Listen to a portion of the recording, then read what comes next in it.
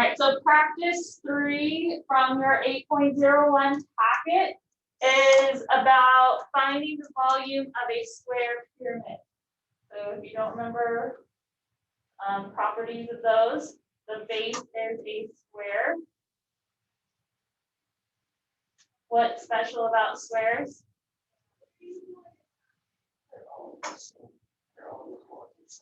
They have equal sides, right? So if it says the base edges are 100 meters, well then for the square, each side is 100 meters. And then we have the height of the pyramid, which is 60 meters. So if you need to draw it out. But then you need to look in your notes for the formula.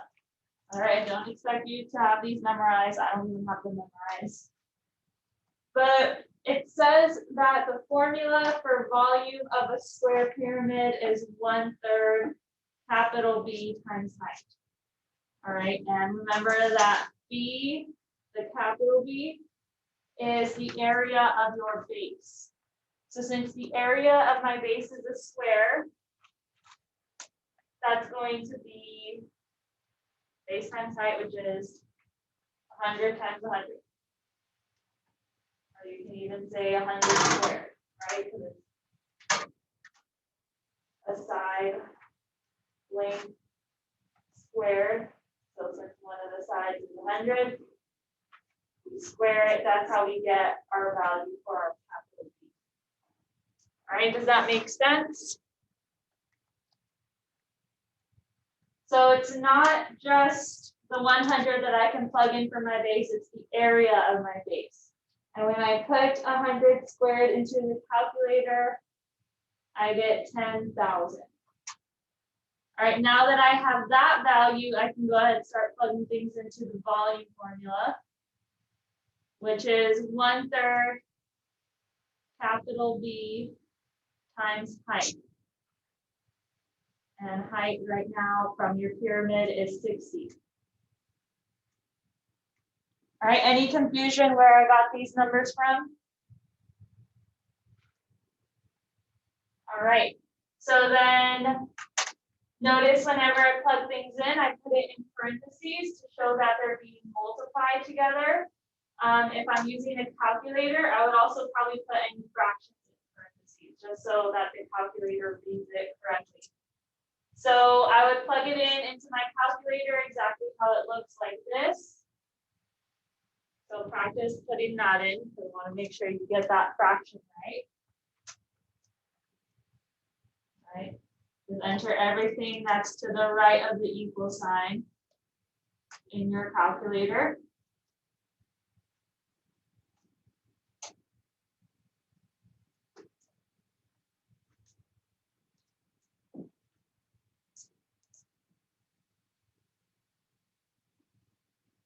All right, and once you've entered it the correct way, you should have had 200,000 as your final answer. And that will be in meters cubed, right? Because we're dealing with meters and volume is always cubed. All right, if you're not getting that as your answer, make sure you're putting the parentheses. All right, those will let the calculator read it the correct way. Questions?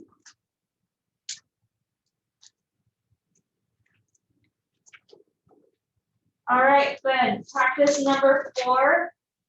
That one is a cone.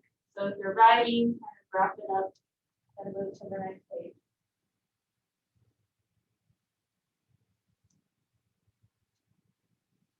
All right, practice number 4. A cone is shown below. It's not actually drawn in, so I'm going to draw it in. Looks something like this. A cone is shown below with a radius of 7 meters. Radius, does that go all the way across or just halfway across? Good. So my radius is 7 and my height is 24. And what is the volume written in terms of pi? All All right, so first look for your formula for volume of a cone. All right, all of these have different formulas, so make sure you're using the right one. And looking through your notes, you should have seen that it is 1/3 pi r squared times h. All right. Now plug in what you're given. We have 1/3. And in the instructions, it doesn't say to use 3.14 for pi. It also says to write your answer in terms of pi. So what that means is once I get to my final answer, pi is still going to be in the answer. So I'll kind of talk about that more in a second. So we're just going to leave it as pi for right now. The r value is what? 7, good. R stands for radius. And my h value is good. H stands for height. Now, since it wants the answer written in terms of pi, I'm going to multiply everything together, but I'm going to leave pi out of it. So I'm going to multiply this. Oops, not 34. I'm going to multiply this in my calculator, everything that I'm writing in black. And then whatever I get, I'm just going to put in front of the pi symbol in my final answer. All right, so put what is in black in your calculator right here. Tell me what you get when you put that in. Maybe you want to put the 1/3 in parentheses. Because fractions on calculators are kind of tricky.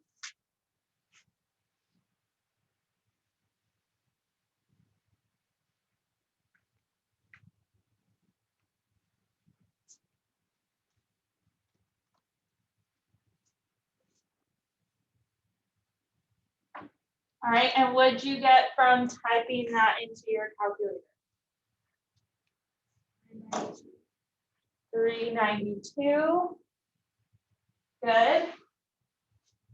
And then it wants the answer in terms of pi, so that's why we didn't put pi in our calculator this time. It wants the final answer written like this. All right, so just pay attention to how it wants your final answer. Sometimes it wants it multiplied, sometimes it doesn't. So what I highlighted is my final answer. Oh, and I need to put the units. All right, know what the units will be?